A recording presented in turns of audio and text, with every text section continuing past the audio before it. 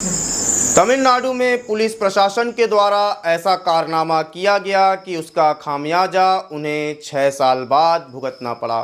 साल 2020 में एक घटना जिसने 9 पुलिस वालों को 6 साल बाद न्यायालय से मौत की सज़ा सुना दी गई।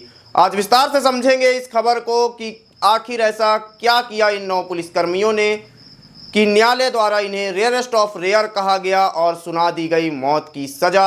नमस्ते, मेरा नाम आशुतोष द्विवेदी है और आप हाल हलचल देख रहे हैं।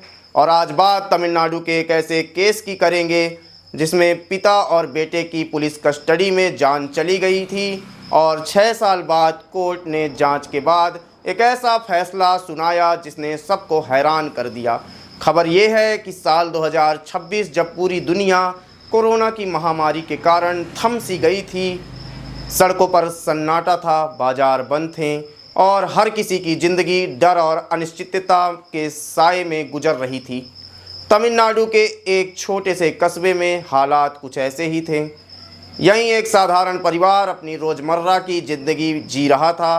पिता पी जयराज और उनका बेटा जे बेनिक्स, एक छोटी सी मोबाइल की दुकान ही उनकी आजीविका का सहारा थी। लॉकडाउन के कारण पहले ही आर्थिक परेशानियां थी, लेकिन फिर भी ये किसी तरह गुजारा कर रहे थे।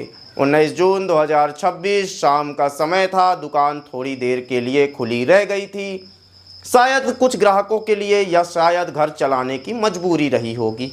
तभी पुलिस की एक गाड़ी आकर रुकी। पुलिस ने आरोप लगाया कि उन्होंने लॉकडाउन के नियमों का उल्लंघन किया है। पिता और बेटे को हिरासत में ले लिया गया। परिवार ने सोचा थोड़ी पूछताछ के बाद वापस आ जाएंगे, जैसा अक्सर होता है, लेकिन एक साधारण गिरफ्तारी नहीं थी, यह एक भयावह कहानी की शुरुआत थी।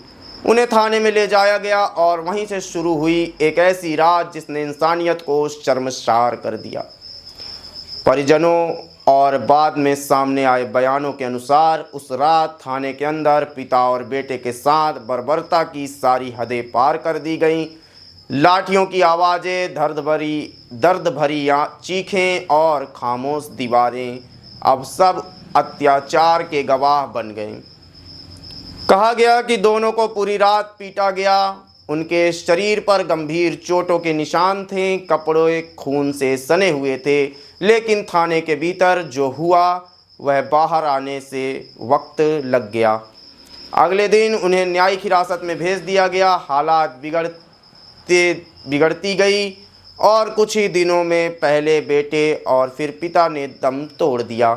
एक परिवार पूरा का पूरा उजड़ कर रह गया और एक सवाल पूरे देश के सामने खड़ा हो गया कि क्या कानून की रक्षा करने वाले ही कानून तोड़ने लगे, तो न्याय किससे मांगा जाए। यह मामला धीरे धीरे तूल पकड़ने लगा। लोगों में आक्रोश था, सोशल मीडिया पर आवाज़ें उठने लगी और न्याय की मांग तेज हो गई। शुरुआत में राज्य की एजेंसियों ने जांच की, लेकिन बाद में मद्रास हाई कोर्ट ने निर्देश पर मामला केंद्रीय अन्वेषण ब्यूरो अर्थात सीबीआई को सौंप दिया गया। सीबीआई की जांच में जो सच सामने आया उसने हर किसी को झकझोर कर रख दिया। आज के दौर में एक महिला कांस्टेबल की गवाही बेहद महत्वपूर्ण साबित हुई। उसने बताया कि पिता और बेटे को पूरी रात बेरहमी से पीटा गया।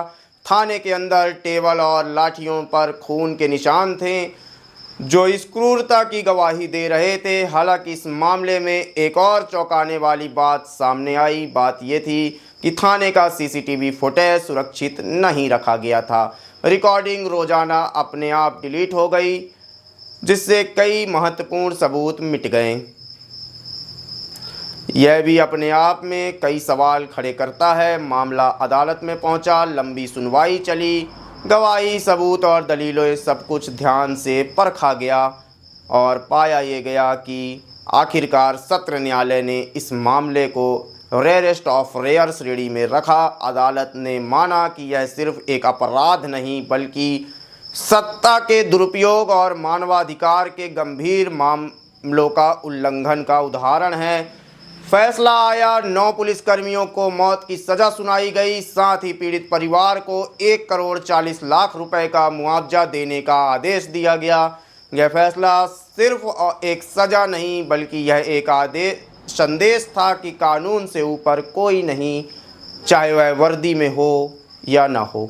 लेकिन इस कहानी का अंत सिर्फ अदालत के फैसले तक नहीं होता। आज भी उस रात की याद किया जाता है। कई सवाल जिंदा हो जाते हैं कि क्या उन दर्द भरी चीखों की कभी भुलाया जा सकता है? क्या किसी परिवार के खोए हुए अपने वापस आ सकते हैं? क्या सिस्टम में ऐसी घटनाएं दोबारा नहीं होंगी? यह कहानी सिर्फ जयराज और बेनिक्स की नहीं है, यह उस भरोसे की कहानी है जो जनता, पुलिस और कानून पर करती है। और जब यही भरोसा टूटता है तो उसकी गूंज सिर्फ और सिर्फ एक परिवार तक सीमित नहीं रहती, यह पूरे समाज को झकझोर कर रख देती है। धन्यवाद। ऐसी तमाम कहानियों को देखने के लिए देखते रहें हाल हलचल।